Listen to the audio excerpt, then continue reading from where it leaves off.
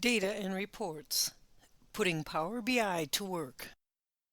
Stroads are designed for cars to move quickly.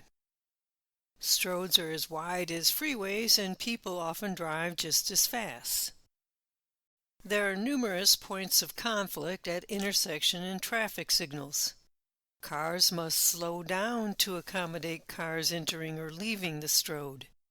Slow traffic is the opposite goal of stroads. The higher the speed, the greater the chance of serious injury or death during a crash.